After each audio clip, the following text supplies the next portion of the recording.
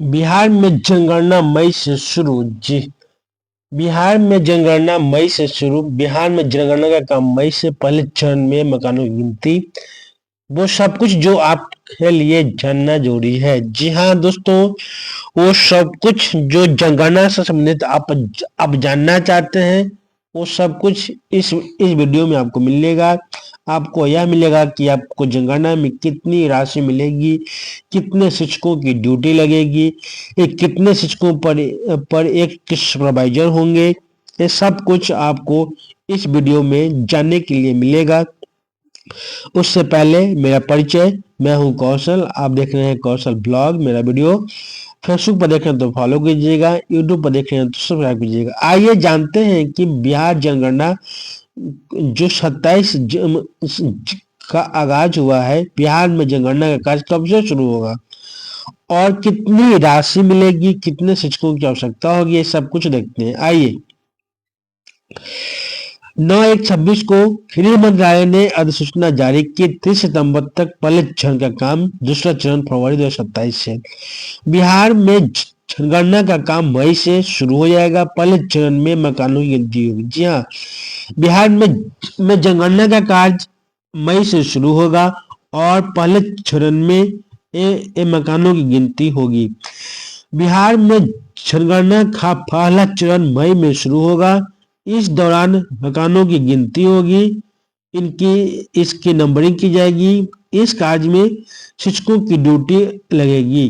2 फरवरी से बिहार बोर्ड की इंटर और 17 फरवरी से एमआईटी की परीक्षा होगी।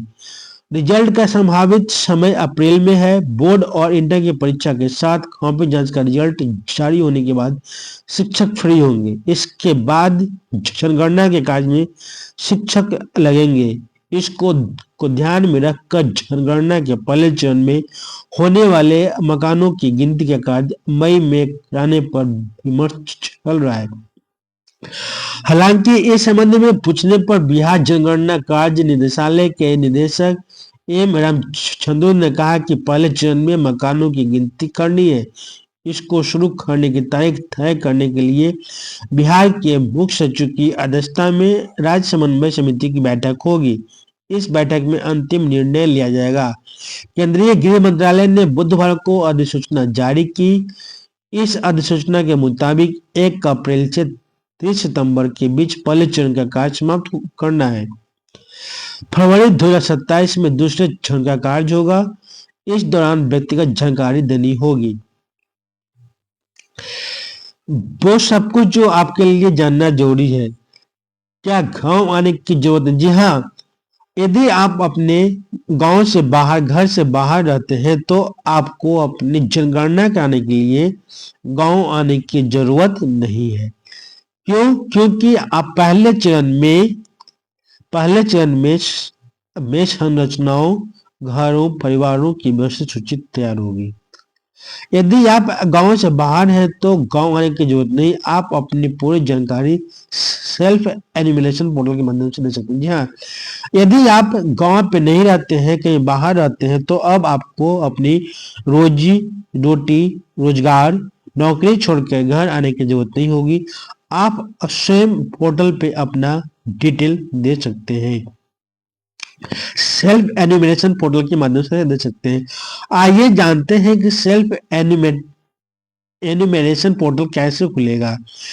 सेल्फ एन्यूमरेशन पोर्टल पर खोलने पर सबसे पहले राज्य पर जाना होगा, उसके बाद जिला, उसके बाद घर के मुखिया का नाम, मोबाइल नंबर, ईमेल आईडी डालना होगा। फिर आपके नंबर पे ओटीपी आएगा। वेरीफाई होने पर लॉगिन होगा। जानकारी भरने के बाद गूगल मैप के माध्यम से घर की तस्वीर सेलेक्ट करनी होगी, उसे अपलोड करना होगा।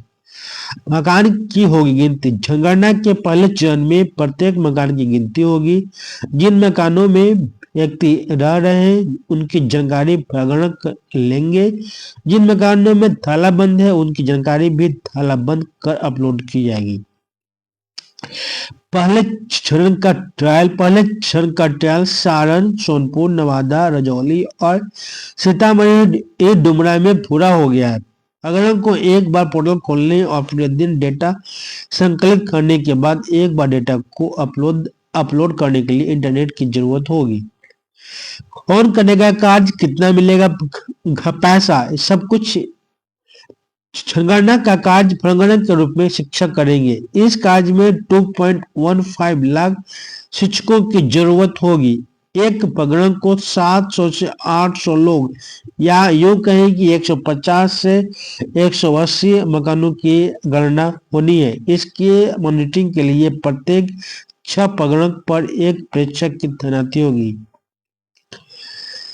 एक प्रगणक को 700 से 800 लोगों या यूं कहें कि 150 से 180 मकानों की गणना होनी है। इसकी मॉनिटरिंग के लिए प्रत्येक 6 प्रगणक पर एक प्रेक्षक को तैनाती होगी। इनकी संख्या करीब 35,000 प्रेक्षक होंगे। जनगणना कार्य करने वाले प्रगणक को 25,000 रुपया मानदेय मिलेगा।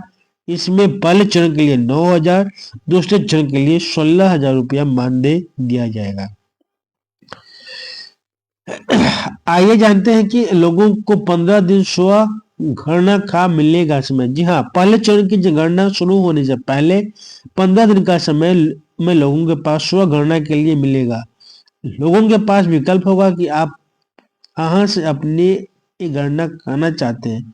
इसके लिए सेल्फ एन्यूमरेशन पोर्टल के माध्यम से जानकारी उपलब्ध करानी होगी। इसके माध्यम से फॉर्म भरने पर संबंधित जगह के प्रगणक के पास पूरी जानकारी उपलब्ध होगी। जब स्थल निरीक्षण के तहत मकानों की गिनती के लिए प्रगणक आपके गांव मोहल्ले में जाएंगे तो आपके द्वारा ऑनलाइन दी जाने वाली जानकारी को सत्यापित करेंगे। तो आप सभी को इस वीडियो में मैंने सारी जानकारी जनगणना से संबंधित सारी जानकारी आपको मैंने दे दी है। आपको यह कंटेंट कैसा लगा जान करके, आप शिक्षकों को यह कंटेंट कैसा लगा, कितनी राशि मिलेगी, तो वो भी मैं बता दूं कि आपको 25,000 रुपया मानदेय मिलेगा, जिसमें पहले चरण में 9,000 और दूसरे चरण में 16,000 रुपया मानदेय आपको दिया जाएगा। तो आप सबों का कंटेंट कैसा लगा जानकर कमेंट करके जरूर बताइएगा। यदि अच्छा लगे तो लाइक कीजिएगा, कमेंट कीजिएगा, अधिक से अधिक शेयर कीजिएगा ताकि इसका लाभ सभी को मिल सके। मैं हूं कौशल, आप देख रहे हैं कौशल ब्लॉग। मेरा वीडियो फेसबुक पर देखना तो फॉलो कीजिएगा, यूट्यूब पर देख रहे हैं तो सब्सक्राइब कीजिएगा।